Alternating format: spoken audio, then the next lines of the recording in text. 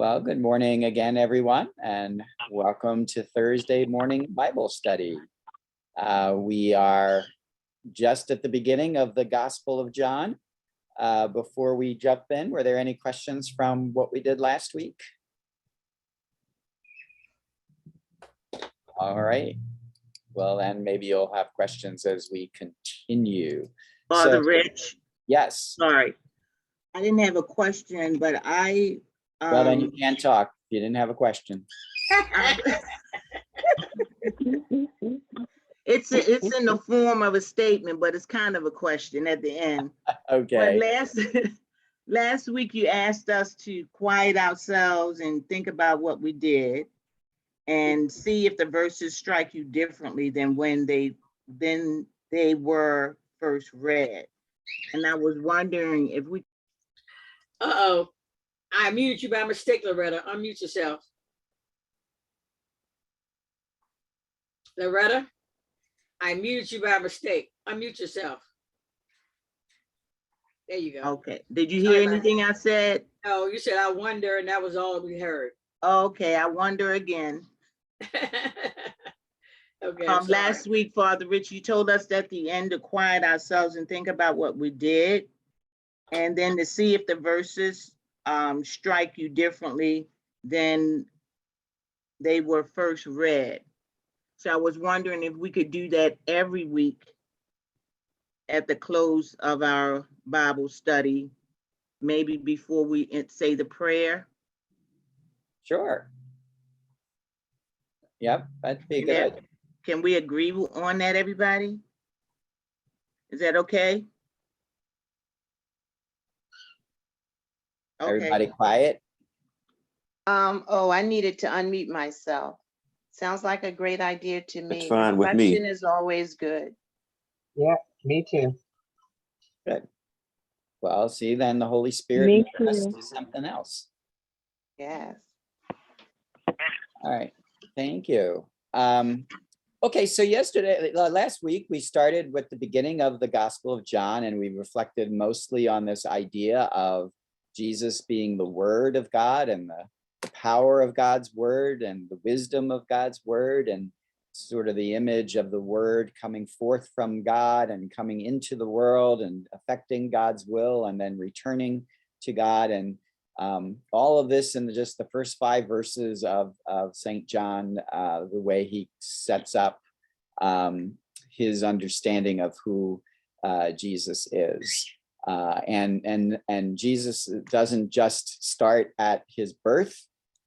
He starts from the very beginning. He's with God from the very beginning, or at least we should say the Son is with the Father from the very beginning. And so after we do that little first 5 verses, we are moving on. So who would like to read starting at verse 6?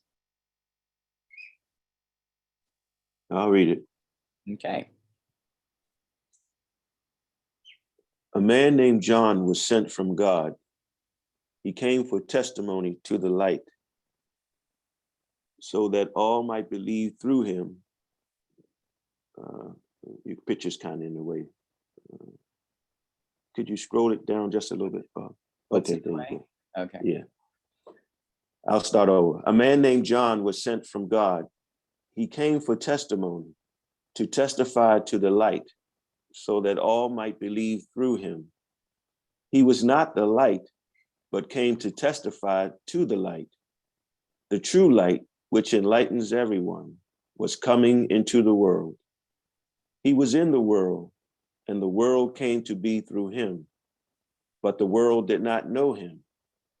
He came to what was his own, but his own people did not accept him. But to those who did accept him, he gave power to become children of God, to those who believe in his name, who were born not by natural generation, nor by human choice, nor by man's decision, but of God. And the Word became flesh and made his dwelling among us. And we saw his glory, the glory as of the Father's only Son, full of grace and truth. John testified to him and cried out, saying, "This was he of whom I said, the one who is coming after me ranks ahead of me, because he existed before me. From his fullness, we have all received grace in place of grace, because while the law was given through Moses, grace and truth came through Jesus Christ. No one has ever seen God. The only Son, God, who is at the Father's side, has revealed him." Okay. So, first impressions.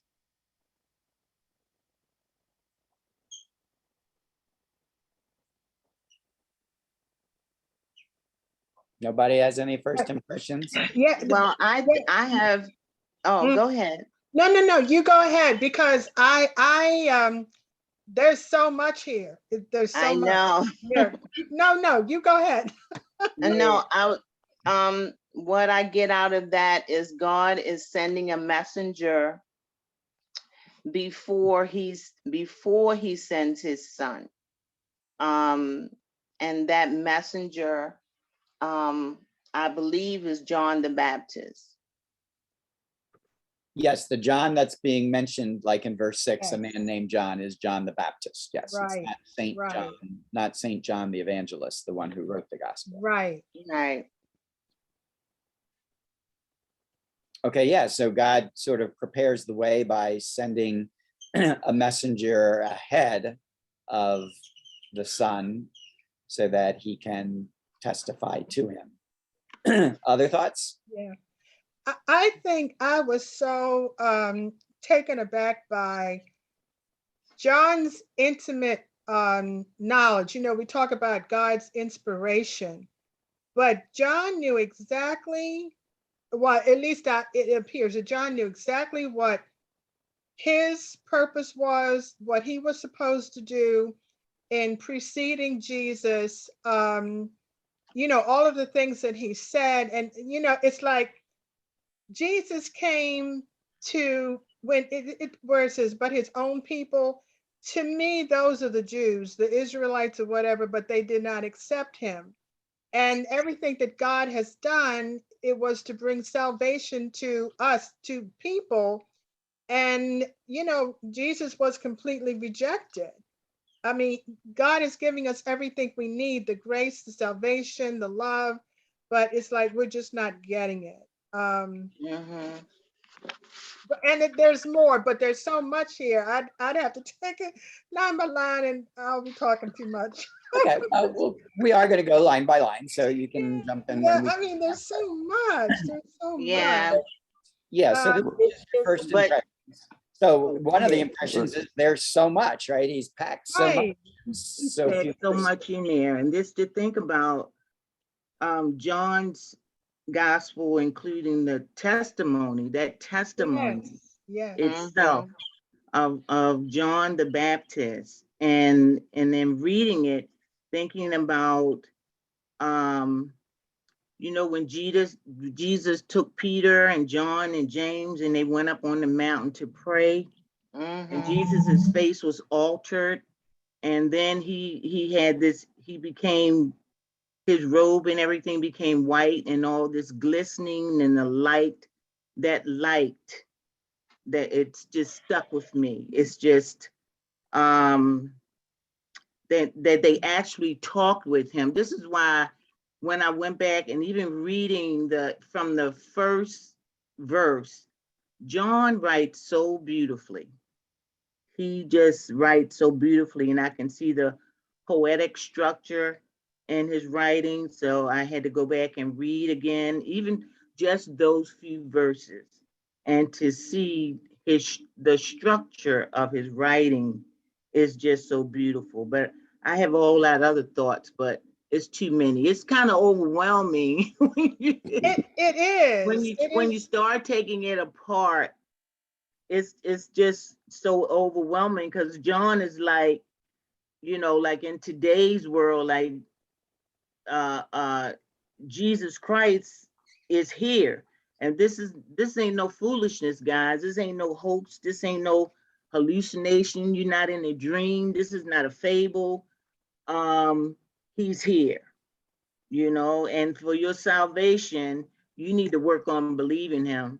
And John just does this so beautifully in his writing. So, but go ahead. Yeah, I agree. And I also think that John has known Jesus since I think Elizabeth had been carrying him. Yeah. Remember when Mary and Elizabeth met, and then she had a sensation in her stomach?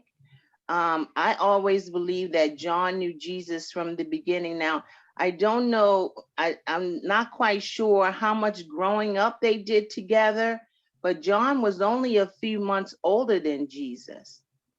And they were related to each other. So I feel like him being the messenger, John already knew who he was and what he had to do on earth.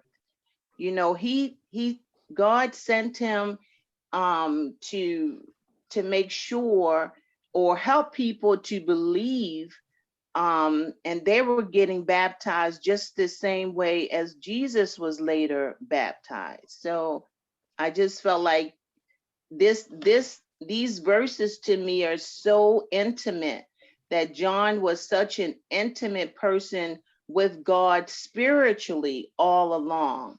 Yeah. Yeah, thank you, I'm sorry. Garnett. You said it perfectly, because I was thinking the same thing. What were they, 6 months apart? And it was highly unlikely that they would not have known each other from, being little children, because they're cousins. Right. And I was thinking the same thing. He had to have known, or at least he would have heard the stories. Like John would have heard the stories from his mother, Elizabeth, and his father and everyone else, what happened when Elizabeth and Mary met. So I thought the same thing. They knew each other, and they did have that intimate relationship, whether or not it was years in between or whatever. But John knew what he needed to do, which when I was talking about the insight, that amazed me. I know it was inspired by God, but I do believe John already had that insight. Yeah. Here's my take on it. And looking from verses 1 to 5, it's like we're talking in the heavenlies. And then coming at 6, it says a man was sent from God. Now God is speaking into humanity, to the people. And so that's how I see it now. Here's man in humanity being now God's messenger on the earth. Right. But it's almost like a reiteration of the first 5 verses. Yeah. That he's repeating it again, but now here's a human being presenting it to people. Yes. And that we're only going to be delivered through Christ. Yeah. Okay. Yeah. So we are still in what is called the prologue. So this is still sort of introductory material. We're gonna get to know a lot more about John the Baptist after this section. So even though John the Evangelist introduces John the Baptist, in this part, it's really not storytelling yet. It's still John the Evangelist's theology of what God has been up to in Jesus Christ. But I think you're absolutely right, Michael. He starts sort of, in the beginning was the Word, and the Word was with God, and the Word was God, and all things came through him, and the light and the darkness, all of those kinds of things. He's being very heavenly, and now he comes down to earth, and he's talking about John, who was sent from God.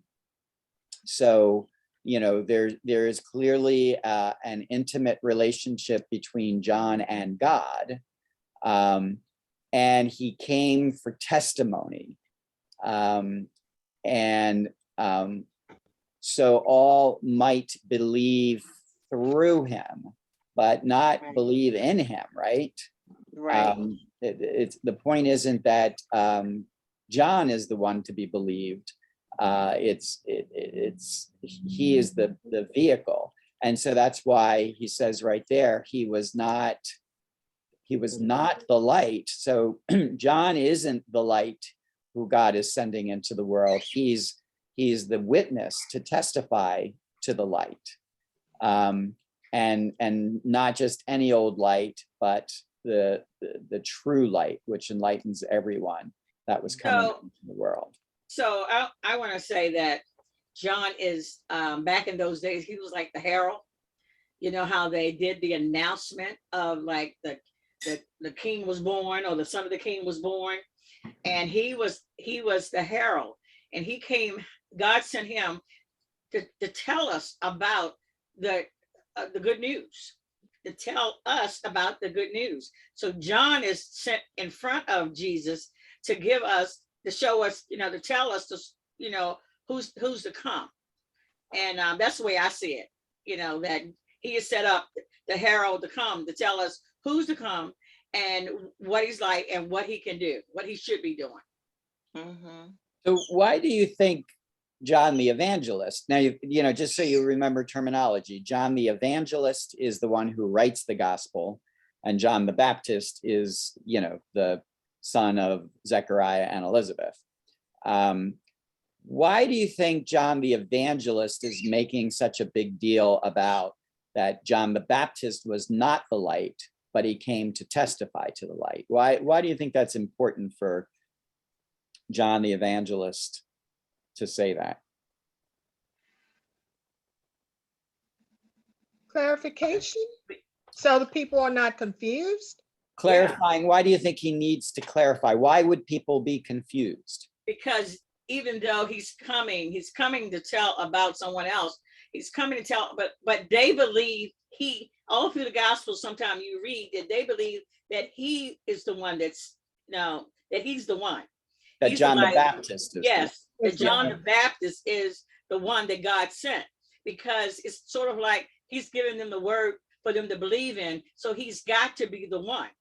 And he's so baptizing. He's baptizing. Right, he's doing baptizing, but John the Evangelist has to make it clear that this is not the person, that this is not the person. So that's exactly why he's writing this. I mean, he's coming here to introduce you to who the person is. And so don't believe in me. Don't believe, it's sort of like you, Father Rich. You introduces God to people.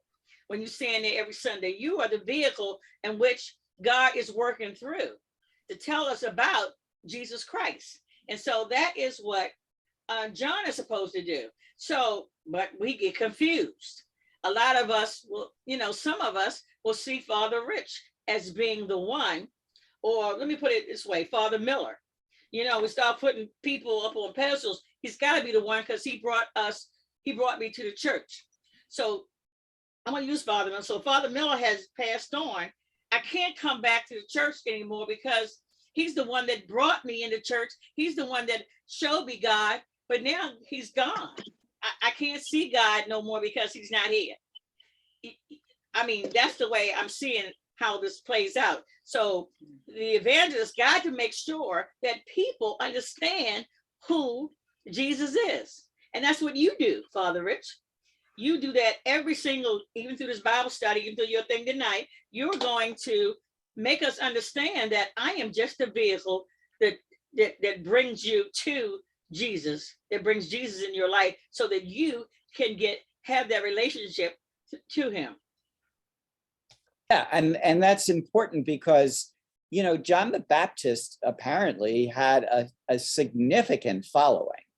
And those folks hung around even when Jesus showed up. And so, there certainly had to have been debates back then as to like, which one is the one, right? Was John the Baptist the guy, or was Jesus of Nazareth the guy? And especially it gets confusing because if John the Baptist baptized Jesus, then it must mean that John the Baptist was greater than Jesus. So all the evangelists to some extent have to make it clear that John is really just a precursor. John is just a messenger. John is Right. just a herald. Right. But Jesus is the one, Right. and Jesus is the light. See, isn't that funny? They don't have And he any is the- and problems. he is the true light, because piggybacking on what Dee said, Oops, I did it again. Oops, I did it again. Why do you keep I'm muting? sorry. Go ahead. what do you have against me this week, Dee? Yeah, really. Sorry, Loretta. I was Go gonna ahead. I was going say to add that, Go ahead. I was piggybacking a little bit on what Dee said, but when you come to church every week, Father Rich, you are a light in my life. You're a light to everyone in the church, but you are not a light to every man in the world. Does that make sense? Yes. Well, and I am not. Where I would say Jesus Christ is the true light. And I'll give you one true and give Jesus Christ two truths. I don't know how to put it, but I you understand what I mean. Well, I can be, as I said, I can be a light, but Yes. Jesus is the light. Right. Right. Was Julie going to say something? Yes, We are- thanks. I was Go ahead. squeezing this in there. I noticed that like in other parts of the Bible, and this one has, particular emphasis or stresses that where there's a lot of repetition in it. And that point, that everybody's been adding to about the, him not being the light, but coming to, testify to the light, because that's said twice, within the same paragraph right there too. So. They have to keep saying it because people need to get it. And just like Father Rich said, so many people are still following him because he is the one that, like he said, baptized him. And as I was using Father Miller as one of the, as a cursor, he's the one that, introduced me to church, to St.Bernardine's. So since he's not, I can't see myself coming back to St.Bernardine because Father Miller's not there. So to me, they didn't come for the right reasons. And this is something that Father Miller wouldn't have approved of either, that we come to be introduced to the light. We are children of the light. And, Father Rich is definitely a children of the light, a child of the light, but we are not the light, as Loretta says. Exactly. All right, let's keep going. So let's take the next couple of verses. So he was in the world, and the world came to be through him, but the world did not know him. So who is he now at this verse? He's not giving us a name, so he's talking about the light. I think it's Jesus. Yeah, okay, so it's not John the Baptist. He's Right. now No, gone it's back to Jesus. Jesus. So he's not giving us a name though, but he is telling us about this person. So, and again, as you said before, it's it's a bit repetitive. So he was in the world, and the world came to be through him, right? So we had already done that, right? All things came to be through him, and without him, nothing came to be. But again, there's just the emphasis. But the world did not know him. He came to what was his own, but his own people did not accept him. All right, so now there are two things at work. There's the world at work, and there are then his own people. So what's the difference between the world and his own people? I kind of separated that as the Jews and the Gentiles.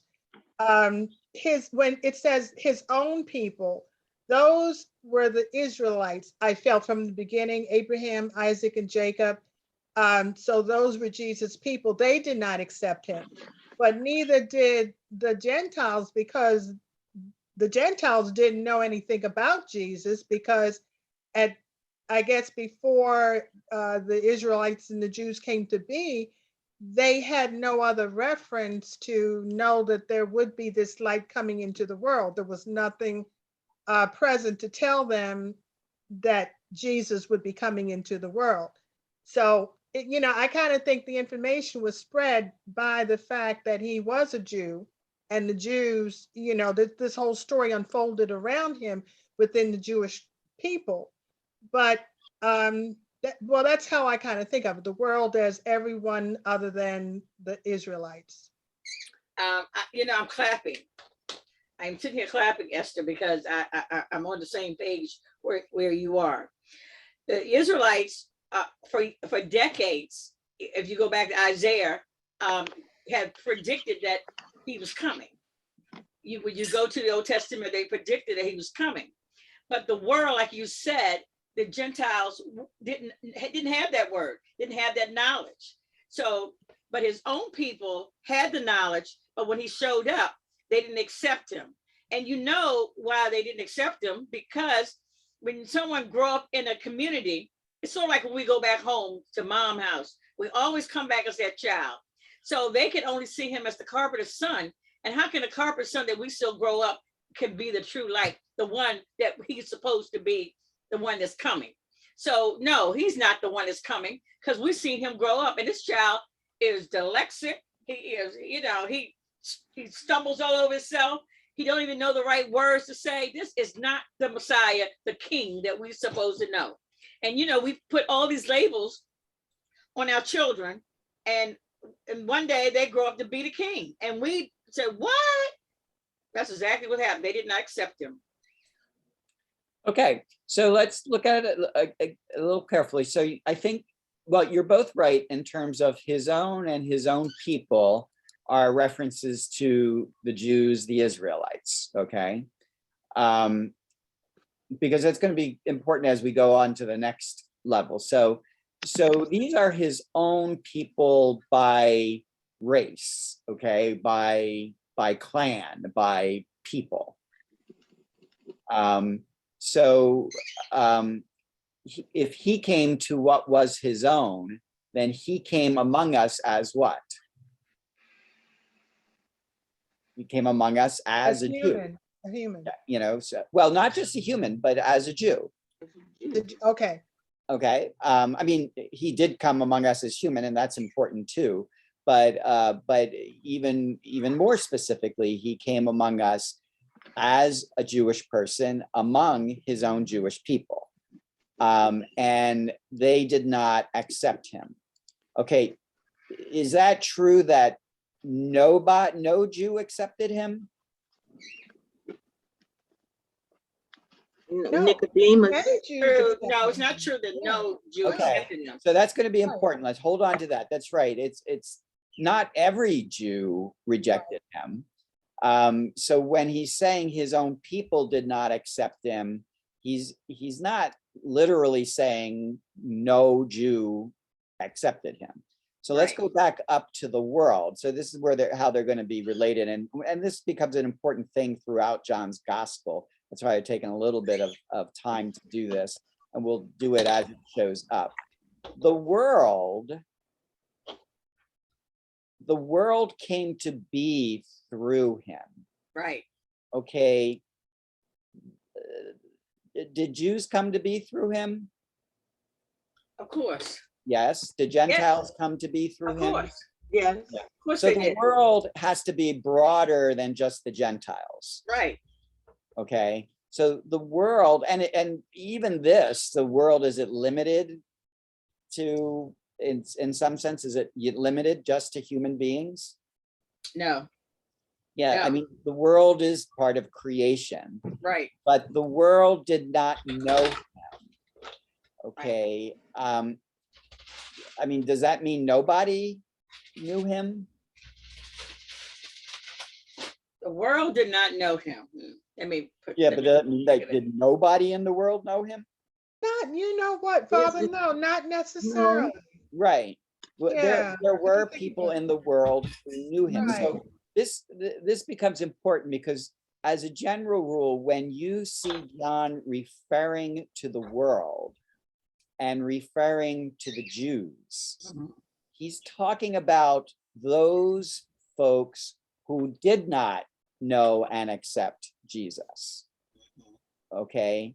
He's not talking about everyone in the world, and he's not talking about all Jews.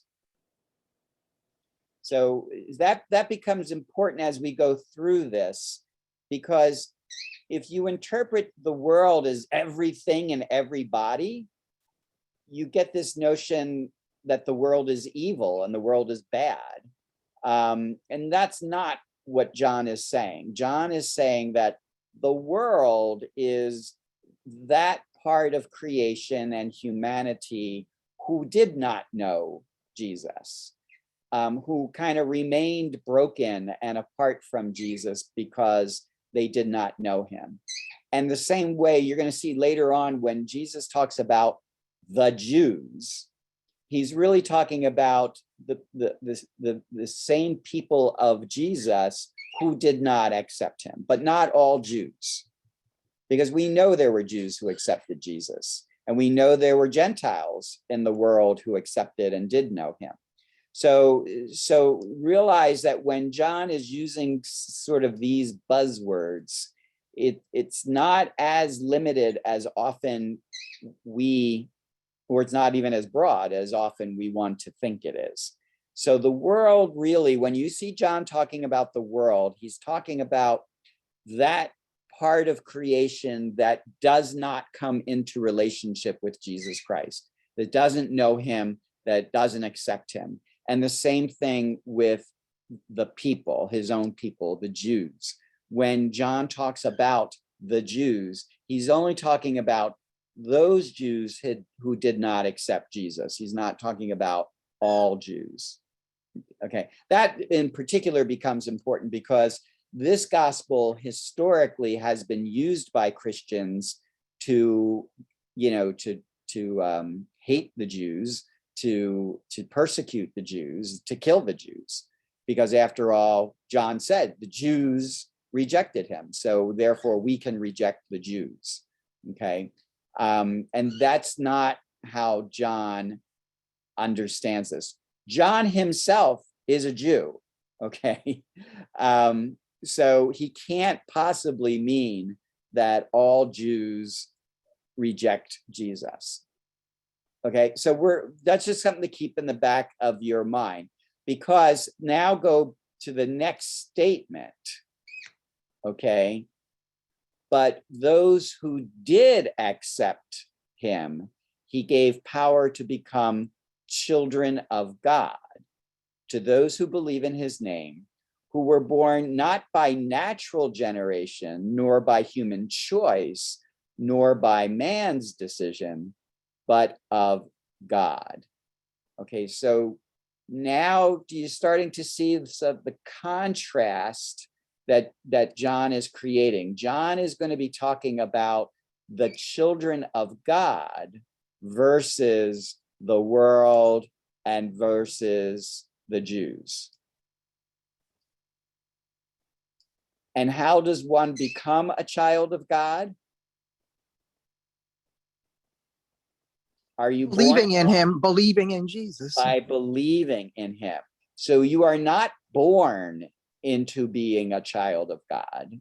You are not born by human choice to have by human choice to have intimate relations so that a child is conceived. That's not what makes you a child of God. God makes you a child of God, and you become the children of God through your belief in Jesus Christ.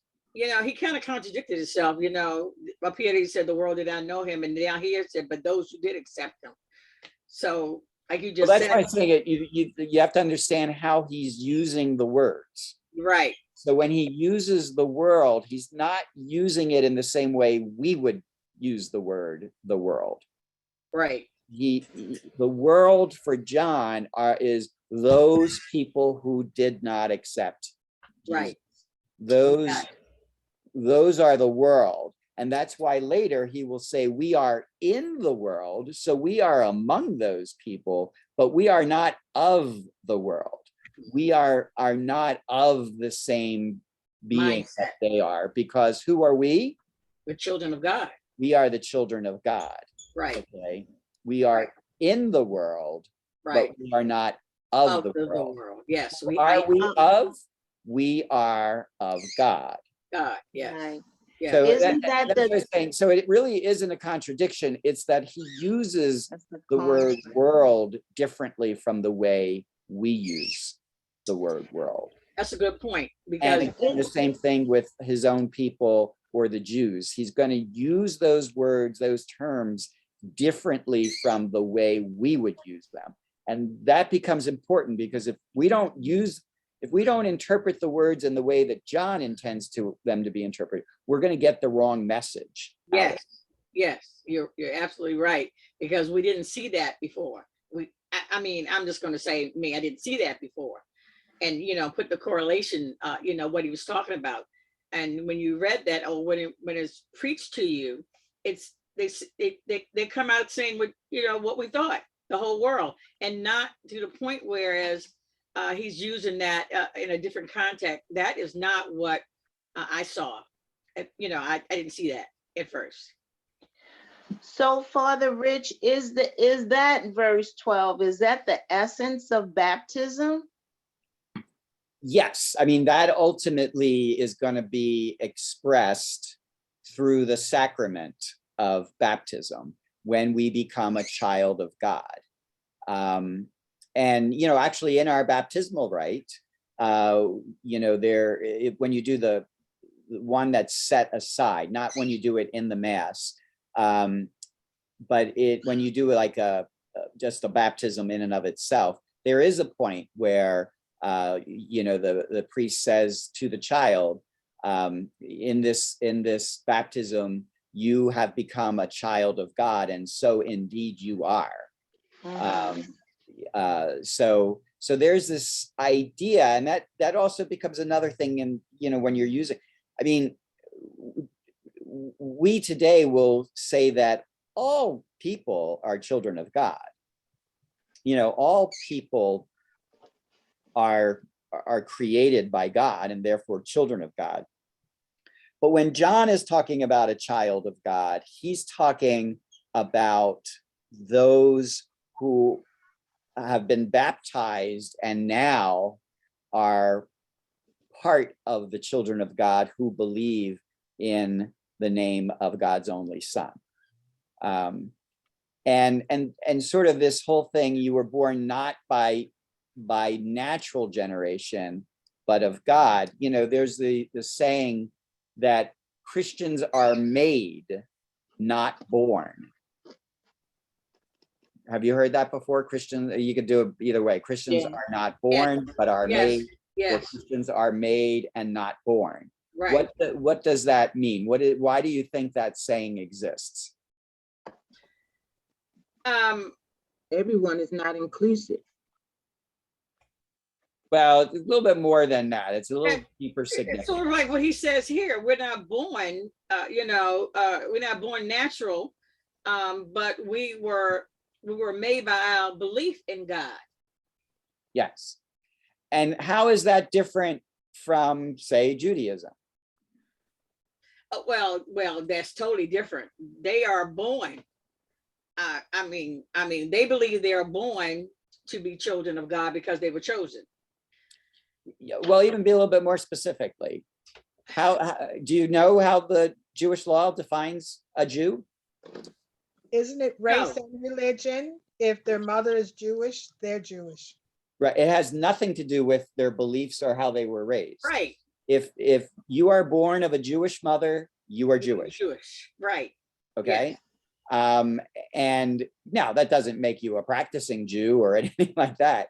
But, the Jews are a people, literally, physically, biologically. I mean, by natural generation, you are a Jew by virtue of your birth.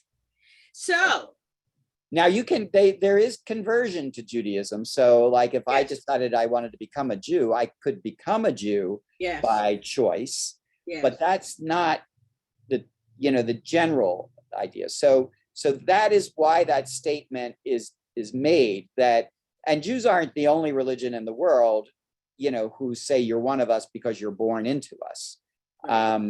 It's But Christianity is not a religion into which you are born. Just because your parents are Christian doesn't make you a Christian. That's right. Um, That's right. At some point, you have to make the choice to be a Christian. Right. That's Um, right. And the way you make that choice is to place your belief in the name of Jesus Christ. So, you know, just to go off topic, I just want to go off topic here. So I watch The View every day when I can. And Whoopi Goldberg is on suspension for 2 weeks. She might get fired. Yeah. For saying that the Holocaust wasn't about race.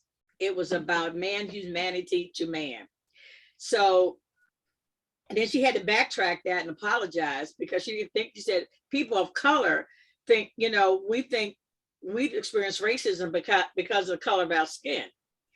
And the Jewish people were saying that during the Holocaust, they experienced racism because of who they were as far as Jewish people. So there's a big protest, you know, about that. So I'm thinking if they were born into being mostly, you know, being a child of God. I'm kind of like Whoopi, I'm kind of confused, but they were saying that in that particular time, the Nazis thought themselves as a pure race, and the Jewish people were tainting that race. Mhm. But we as Black people have experienced racism even through Jewish people. So that's a good example for me to highlight again the whole idea of terminology. Okay, so what is really happening in that debate, and it happens all the time, are the Jews a race or are the Jews a people, right? And it really comes to, well, it depends on how you define those terms. Yes. So my sense is when Whoopi Goldberg was saying it's not about race, she's defining race as, you know, between Black, white, yellow, Yes, you know, those That's what you're doing. categories Right. that we use. right. And when you define race that way, Jews are not a race, you know, by virtue of being Jews. If Sammy Davis Jr., you know, Right. was going to be given a racial category, he would be given the racial category in this mindset. He would Right. be given the racial category of Black, Right, not of Jew. right, Okay? But if you're thinking in terms, if your idea of race is about a people, right, about clan, right, about generation, then if you're saying about Sammy Davis Jr., you can categorize him as a Jew because he is of that people. right. But he's a Black Jew. And he's a Black Jew, but the category now that you're using is Jew, not Black, white, you know, yellow. So my sense is, you know, the problem was that Whoopi Goldberg was using the term race in Right, terms of Black, white, yellow, red. right. Skin color. And others were offended by that because to the extent that the Jews are a people and that makes them of a race, then she has misstated the truth, right? Then the Holocaust would have been about race if that's how you define race. Mhm. Okay, and that's what I'm saying about these terms of the world and of his own people. If we're not clear how we're defining these terms, we're gonna get into trouble. And I believe that's why Whoopi got into trouble. I don't Right. think she denies the fact that Jews were discriminated against, Right, she Right. said she's always And on she the made that cause of, clear. but And she in made her it clear. mind, Jews were not a separate race from the people who were discriminating against them. right. Right. He would have put them all in the same race as being white people. Right, Right. exactly. And Jews, many Jews were offended because when they think of race, they think of themselves as a people and as a race. So if the Germans, Right. the Aryan race Right. is discriminating against them as Jews, that's racism. Mhm. Okay. So to me, it's unfortunate because we start arguing with each other because we haven't defined our terms. And we don't understand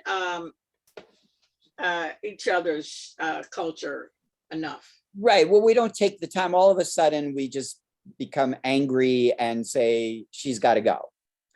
Right. Without giving a chance for an explanation of what I meant by that. Yes, that's exactly right. And the point is too, so this is the thing too that upsets a lot of Black people too, because we've had Jews living in our community for years and they were discriminatory against us.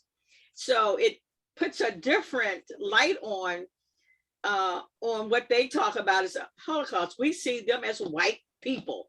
White, we know they're Jews, but we also see them as white people still treating us the same as German white people, Italian white people, Russian white people. You understand what I'm saying?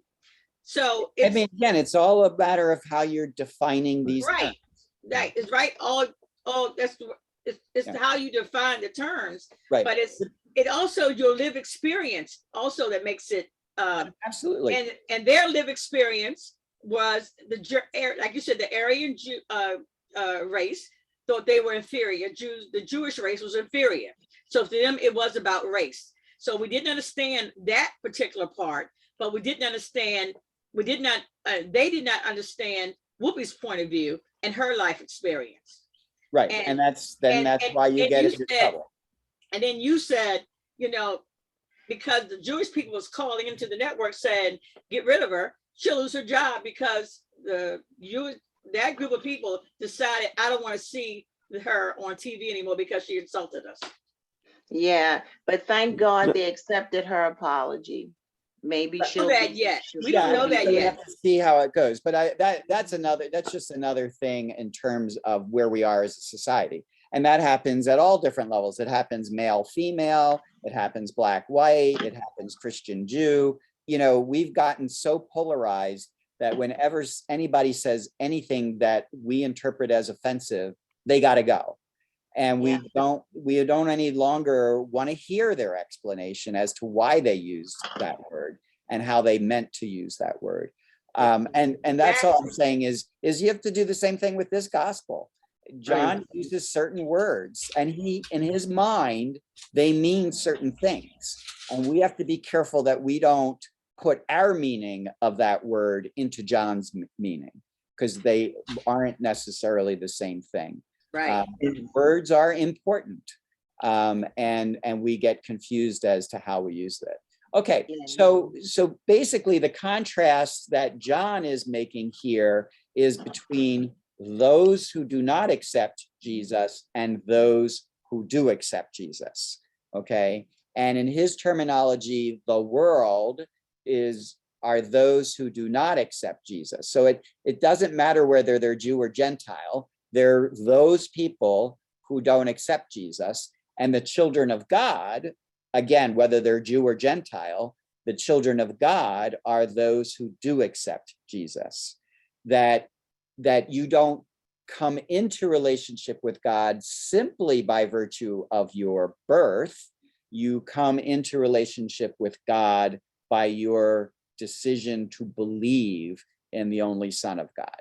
Okay, you see those contrasts? Yes, no? Yes. That's important. Yes. Okay? Throughout this gospel, you're going to, remember how I said before, there's a lot of dualities. There's the light versus the darkness. There's Christians in the world. The world versus those who have faith. They're the lies versus the truth, right? There's life versus death. So realize that when John is making those dichotomies between people, It's between those who believe and those who do not believe. It is not between Jews and Gentiles. So it's the, Okay. okay. All right. So now let's get to the heart of it, right? One of the most famous lines in all of Scripture. And the Word became flesh and made his dwelling among us. Okay. So this is a fun part in terms of translation. And this was one of the things, as I said, when I was studying the Gospel of John in Greek, that just kind of went, whoa, because there is no English equivalent. And so that's why the translations may vary from Bible to Bible. So everybody agrees on the Word became flesh. That's pretty straightforward in the Greek. And that's not where the debate is. So the Word became flesh is simply shorthand for the incarnation, right? God becoming human. But this is the part where the translations will vary. And made his dwelling among us. So this says, and made his dwelling among us. Others say, and dwelt among us, right? And still others will translate it, and pitched his tent among us. And they're trying to translate a word in Greek that has no English equivalent, okay? And the word in Greek is skene. Let me see if I can find it here.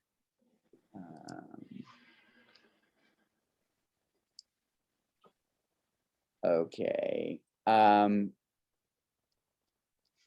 It's this word here, skenosen. And it literally means, so you can see, can you see the translation that's put it up? To live, to dwell, to spread a tent.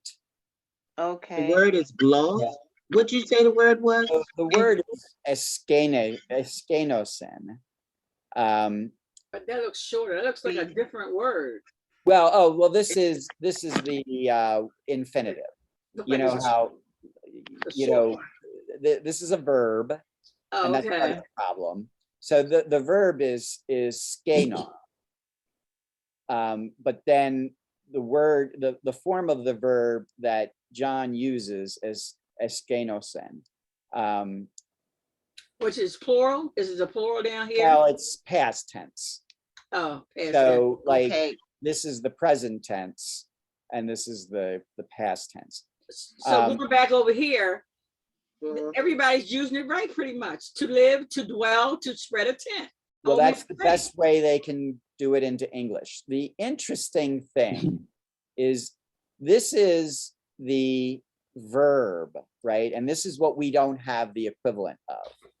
There is a noun for which we do have equivalents. The noun is skene. And the noun can be translated as meeting tent or tabernacle. What was the meeting tent in the Bible? What is a tabernacle? Well, the tabernacle, wasn't that where they kept the ark or something, the ark? Yeah, and by calling it a tabernacle, what is the tabernacle containing? God's The holies spirit. of holies, God, Yeah, yes. the Holy of Holies, God. What was the meeting tent? What was the meeting tent? The meeting tent was, wait a minute, wasn't that where everybody went to pray, give? Not everybody. Well, Who the went Jewish into the people. meeting tent? The Jewish people, the men. It was Jewish the men. congregation, the tabernacle. The Jewish Tabernacle of the congregation. The meeting tent in the Old Testament is where Moses goes to talk to God. Oh, okay. All right. He goes into the meeting tent. And Okay. the meeting is between Moses and God. And how do we use tabernacle today? What is our tabernacle in the church? Tabernacle is where you keep the hosts back there. And what are the hosts? Yes. What are they? The body of think? Christ. Communion. The body of Christ. Right, It's the yes. real presence of Christ, right? Yes, right. So a tabernacle is a physical structure that holds God or a manifestation of God. Right.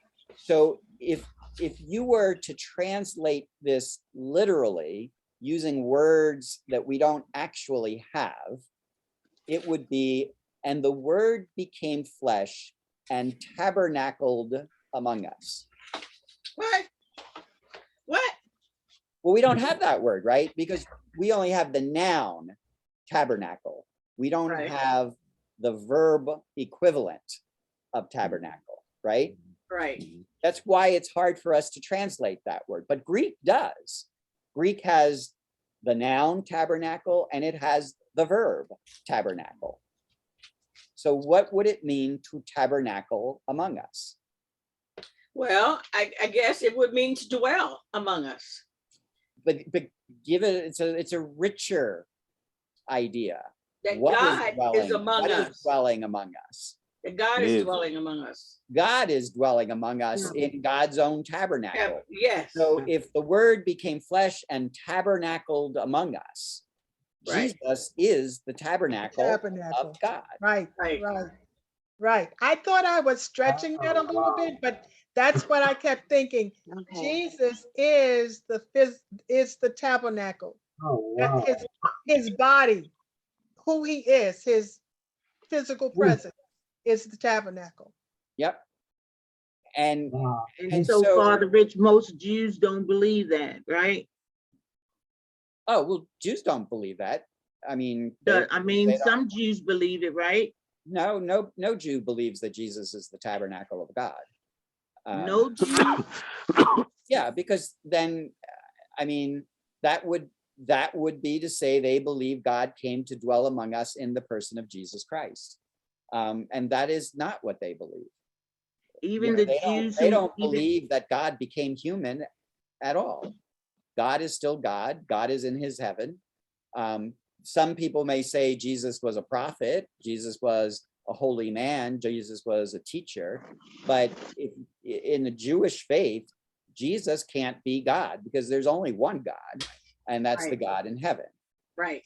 I So- thought that the Jews who converted to Christianity believed it. Oh, if you convert to Christianity, yes. But it's Christians who believe that Jesus is the tabernacle of God, not Jews. Right. That again goes back up here. You become a child of God by your choice to put your faith in Jesus. Sometimes I've heard some Jewish people say, I'm a Jew that believes in Jesus Christ. Yeah, I mean that there are the Jews for Jesus. Most Jews do not accept Jews for Jesus as Jews. Jew, you're right. Okay. Okay, so I mean, there are folks who say that I'm Jewish and I believe in Jesus, but most Jews and most scholars of religion would not consider, because it kind of contradicts the very, the meaning of what it is to be Jewish and the meaning of what it is to be Christian. But anyway, all of this is just to say that, our translation just isn't as rich as the Greek, because our translation is, okay, he became flesh and he just lives among us. But the Greek version is saying that he is the tabernacle of God dwelling among us, so that as he does what he's doing, God is within him doing it. He's just not just a human being. He's not even just someone who is inspired by God. And he's not just someone who is motivated by God. He is God dwelling among us, because a tabernacle is the structure that contains the very being of God.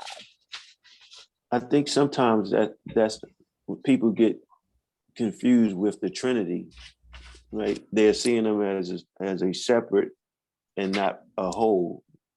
Right. And that's one reason why Judaism rejects this idea because the Judaism can't accept the idea of a Trinitarian God, because, and I mean, it's a valid critique. How can you say God is three and also say God is one? We get away with it by just saying it's a mystery, right? We don't know how it is. And Jews say, well, nice try, but God is either one or God is three. You're saying God is three. We believe God is one. So that's exactly right. That is one of the main reasons why Judaism and Christianity went its separate way, because of the Trinity, the idea of the Trinity. Okay, so the Word became flesh and tabernacled among us, and we saw his glory, the glory as of the Father's only Son, full of grace and truth. So what does that mean? What did we see when we saw the glory of the Word made flesh? Wait a minute. D, you keep muting me. You muted me 6 times already. I didn't mute you this time. I didn't. I just unmuted myself. Oh yeah, I did. All right. I think some of my statements didn't come through, Father Rich. Yeah, I didn't hear you, Loretta. So yeah, say whatever you were saying. While I'm sorry. You had to repeat the question for me, Father Rich, please. the question is, if the Word became flesh and tabernacled among us, and we saw his glory, the glory as of the Father's only Son, full of grace and truth, what did we see? What did we actually see with our eyes? With our eyes? With our eyes, what, we saw his glory. What did we see? We saw Resurrection. his resurrection. Not No. No. The Well, miracles that he performed, What? the Yeah. healings, What's that? the miracles, the healings he performed, Well, be broader. and But broader. remember, Okay. the Word became flesh and tabernacled among us, and we saw his glory, the glory as of the Father's only Son, full of grace and truth. What is it that we saw?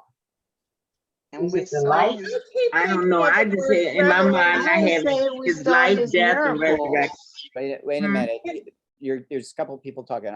All the ones that you're being too specific.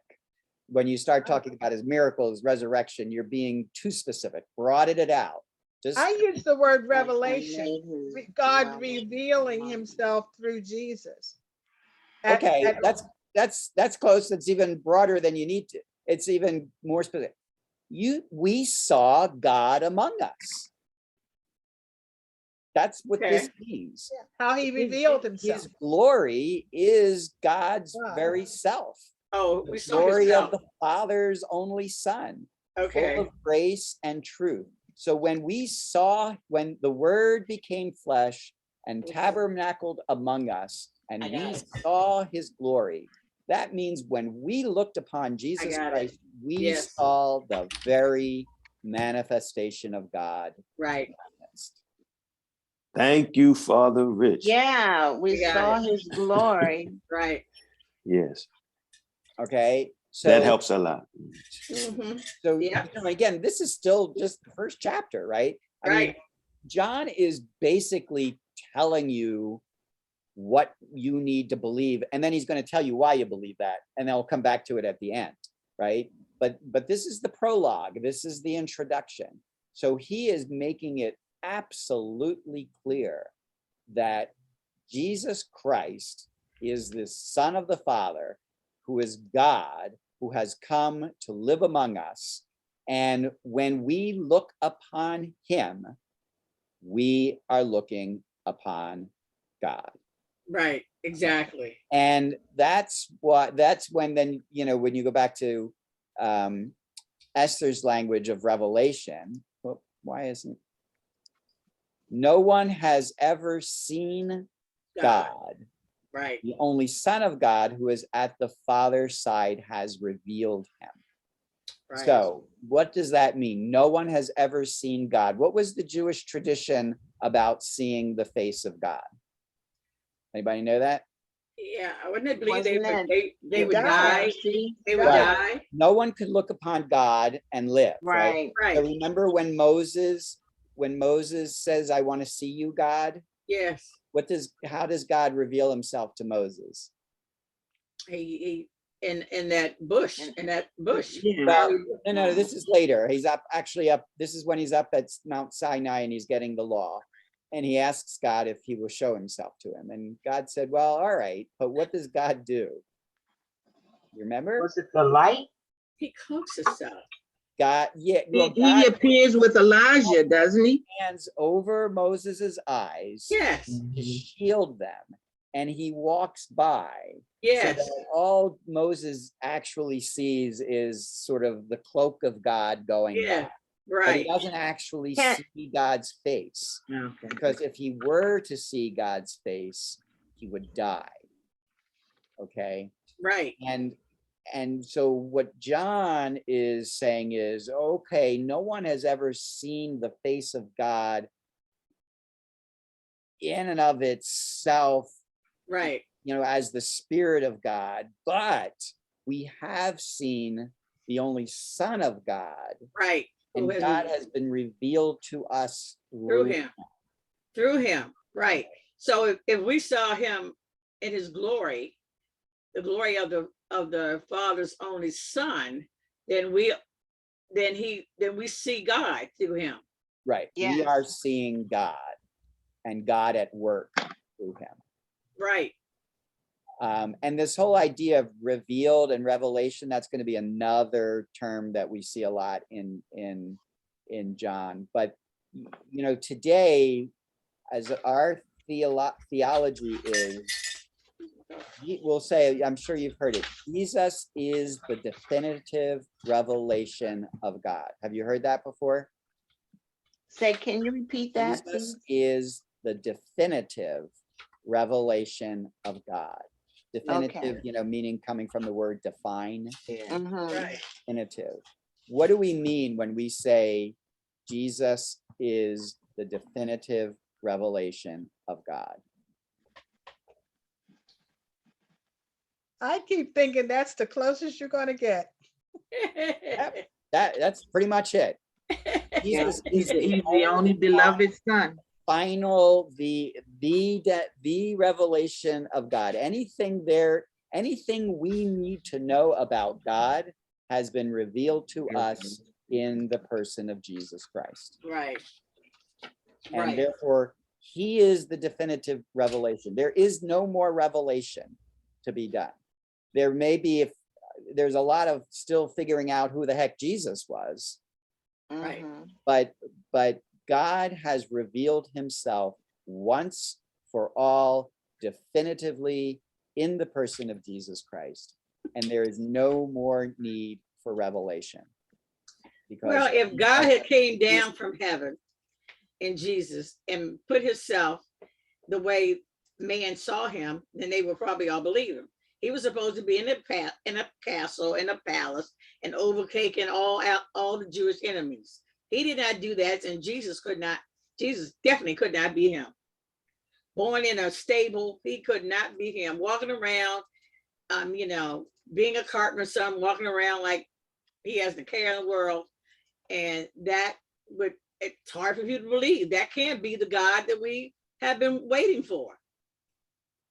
We got our own thoughts of what God should look like and what his son should look like, and what his son and even now we still believe that even though we're Christians, we have our beliefs in our prayers of what God should be doing for us in our life. We pray that could this happen and this happen and this happen. Well, that can't be God because this didn't happen the way it should have happened. So I just believe that they couldn't believe it because that's not what they envisioned it to be, him to be. Yeah, I think that's right. The whole point as we go through the Gospel of John, there's a lot of irony in it because people are asking about God and John is saying, you're looking at him. Right. Mhm. And you don't get it. You don't even know who's right in front of you. And And that's very important in the Gospel of John. The other three Gospels do not press as much as John does that Jesus is the living God walking and working among us. Now, part of that, what do you think? Why do you think that might be?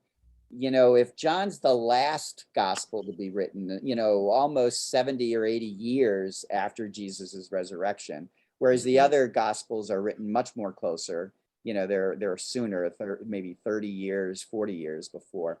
Why do you think John pushes the notion of Jesus as God living among us? And the other gospel writers, not that they wouldn't believe that, but that just isn't, they don't press that as much. I don't know, maybe John is looking at what's going on in the world and knowing that they need this, you know, need to come to understand. It could be that, right? He could be, there may be more of a need when John is writing to address that. But it also, if John has more time, right, between the death and resurrection of Jesus and the time he's writing, John's been thinking and praying about these things a lot longer. And reflecting. And reflecting on it. And Reflecting, so, and sometimes you need to work with people to have a deeper relationship.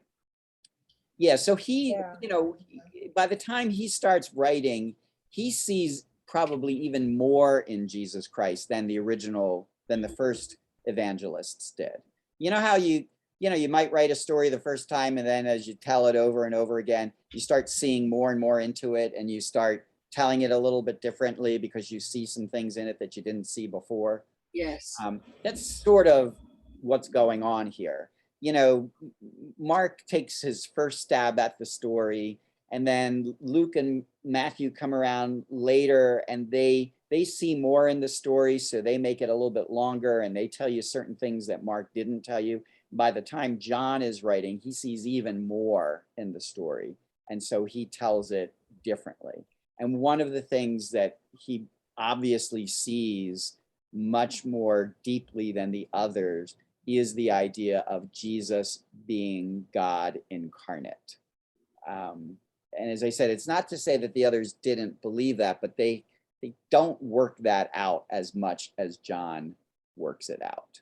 Okay, so that's where we will end today. So the first part, you know, was just the word becoming, you know, the word being with God and dwelling, you know, and doing the will of it. This is now we've been down to earth, right? And this is all about how the word operates on earth. And this will end the prologue.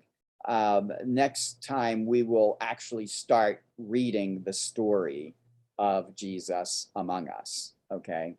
One last thing just to point out, why do you think this is in verse,